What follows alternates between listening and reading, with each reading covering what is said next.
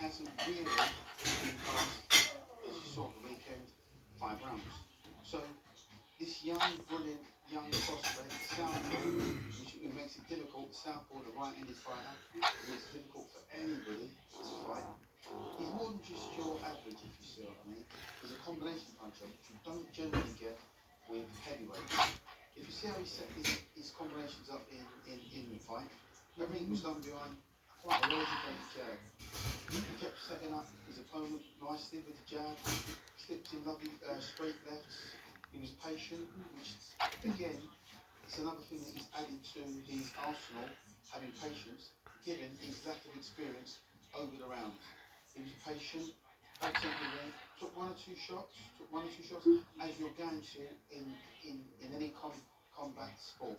You're going to take shots. Took one or two shots, nothing that really troubled him.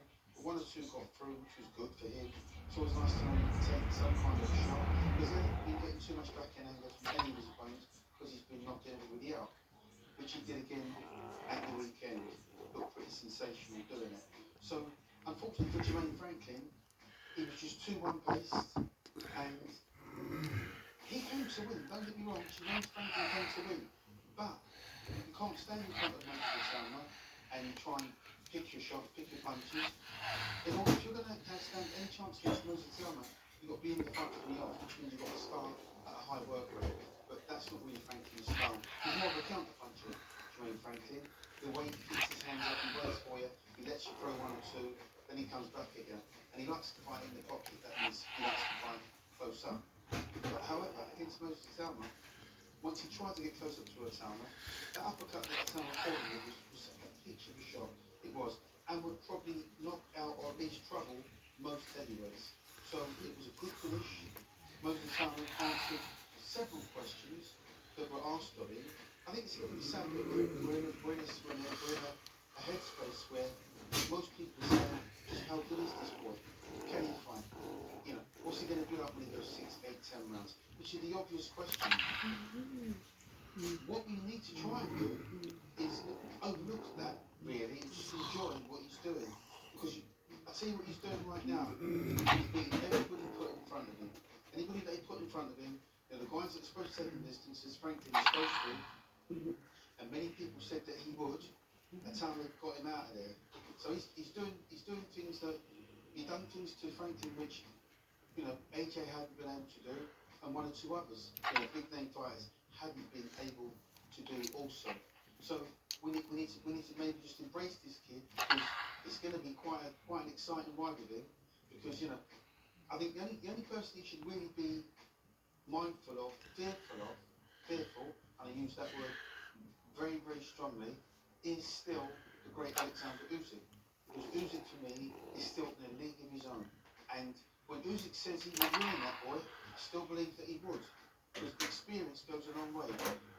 There are all kinds of ways you can look at this fight. You've got a young, up-and-coming, outstanding challenger fighting a much older, if the fight ever came back in Usyk, a much older world champion. But Usyk doesn't have that many miles on his clock. He really doesn't. If you look at how Usyk fights over the years, he fights very economically. You know, he doesn't get banged up too much. He doesn't get cut. He doesn't have to get off the floor to win fights. Usyk is still the man to get to win money.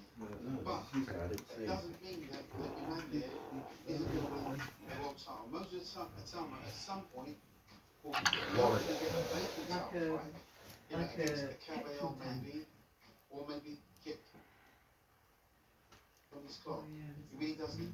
If you look at how Usyk fights over the years, it's very economic. It doesn't get banged up so much. He doesn't get cut. He doesn't have to get off the floor to win fights. You know, like when they pick up them scrap metal. Oh, really?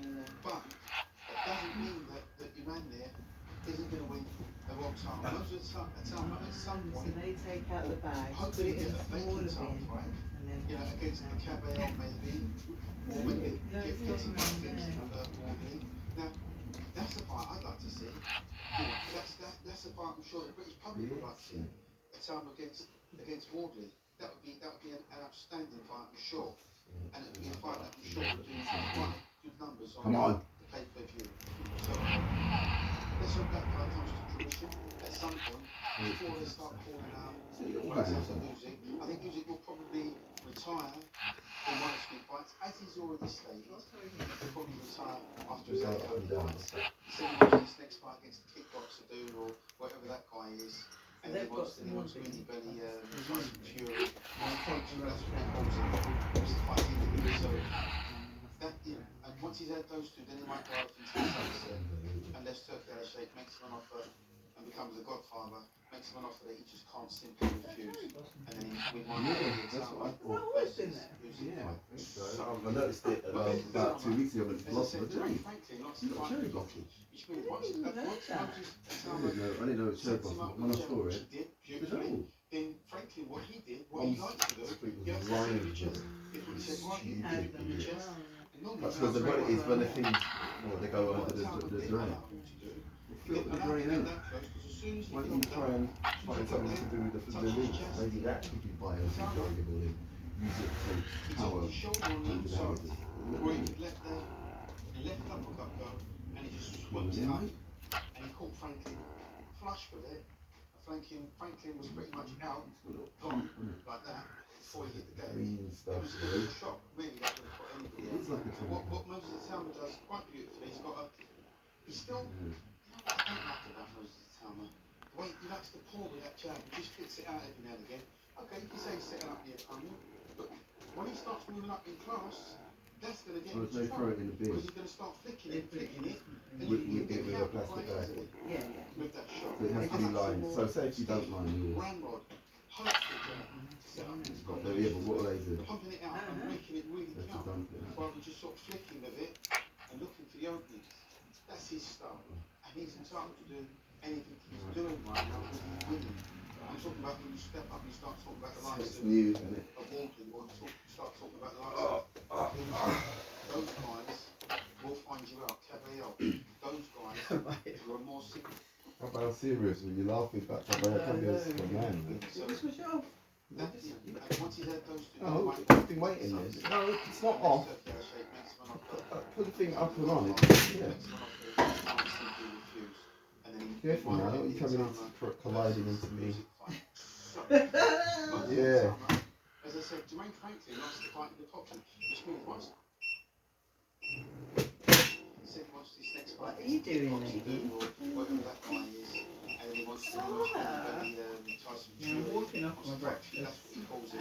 He wants to fight him again. So that, you know, once he has those two, then he might go out into the sunset, unless Turki Al-Sheikh. I'm only walking because I've eaten. Yeah, do what you want. Do what pleases you, darling. Or maybe